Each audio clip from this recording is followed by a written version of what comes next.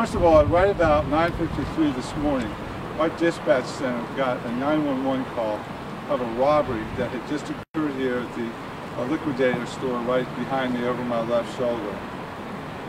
The caller initially tells our dispatch that suspects came in, tried on jewelry, and ran out of the store with the items. Piecing together some of the statements that we have, but not including any of the shooter's statement. Yeah, I'll get to that in just a minute. Here's what it looked like happened. Two suspects walked into the store. They're both young teenagers. I think they're probably both around 16 years of age.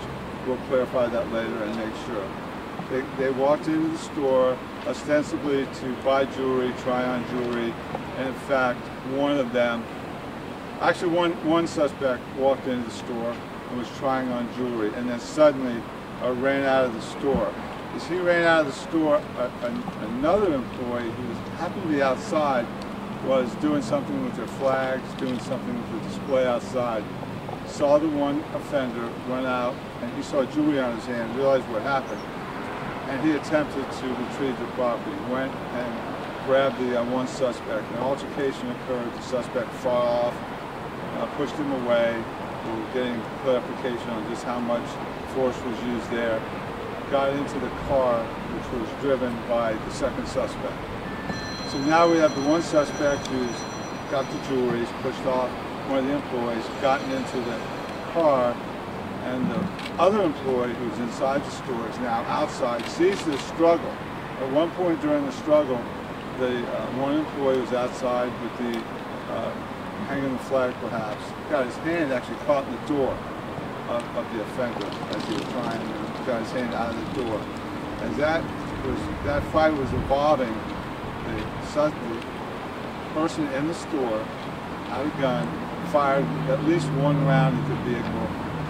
It did hit the vehicle, went through the back glass, and we think, and I want to clarify that, we believe that round did hit the passenger of the car who was in the one in the store. Now, right after that occurs, there's a wreck, you see it right over my shoulder. He smashed into a vehicle, so there was trauma to his head there.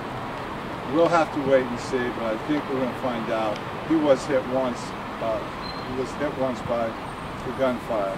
The driver of that car, after he crashed, fled on foot, ran on foot south from here, and after an extensive manhunt perimeter using all of our assets, we were able to apprehend the one suspect who had fled. So far, what we know about the suspects is that the vehicle they were in was stolen.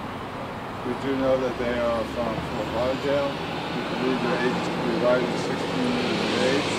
We know that earlier today they committed at least one similar offense in St. Lucie County. I think it may have been Port St. Lucie.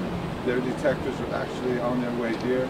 As we speak, we'll know more about that, and it may have been more than just one offense there. The offender who was shot, probably shot, was transported to an area hospital. We understand his condition to be extremely grave and life-threatening. That, I think, is the basic outline of what occurred. Perhaps I can answer some questions. So just to clarify for our understanding, one of the suspects was shot by an employee of the store. That suspect was in the car at the time. Right. The question is, one of the suspects was shot by an employee in the store, and that suspect was in the car at the time when he was hit by the projectile. The answer to that is yes. Was it the same sort of thing that happened in St. Lucie County at a jewelry store, or? Okay, the question is, was it the same thing that happened in St. Lucie County? The answer is yes. It was the same situation where an offender, or maybe both at that scene, we're not sure, went into a store, trying on jewelry, looking at jewelry, grabbed jewelry, some way commits a theft and runs out of the store. In that case, there was no violence. There was actually no robbery there that we understand, just the theft.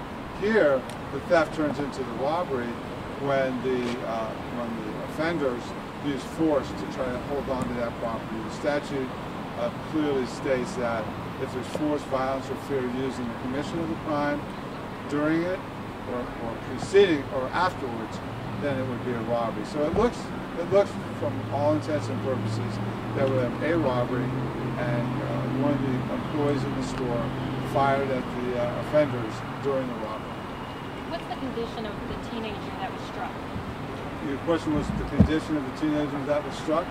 We just got an update from the hospital. He is on life support in grave condition. Sure, Let me try this one. I'll come over here. Yes, sir. Is that from the head trauma crash? Yeah, that's the question is he in serious condition from the head trauma, from the crash, or from the gunshot?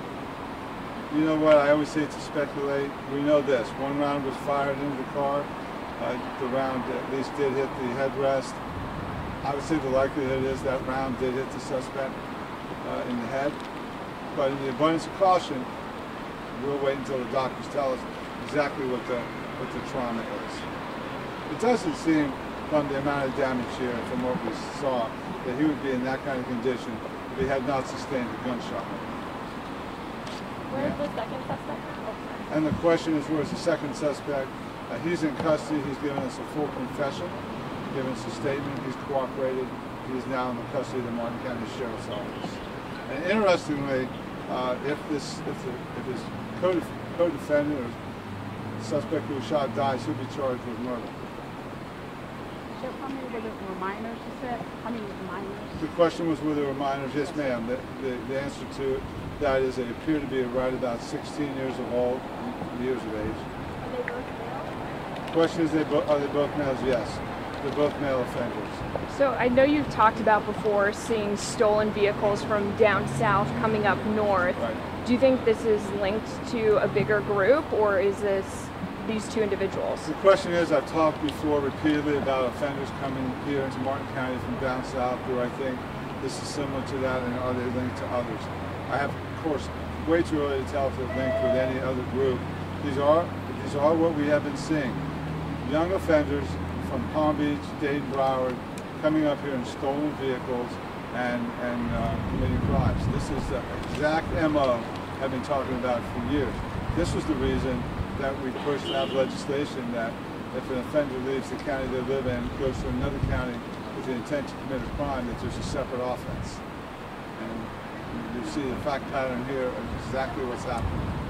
You mentioned you talked with one of the suspects. Have they admitted to everything that happened here, or what? Can you say anything about The that? question was, we did interview the one suspect who was not injured. He did confess. He is cooperating. He's admitted what happened. We have recovered the jewelry. We're in the process now. Of course, some of it may be in that car, but we have seen at least one of the rings that was stolen.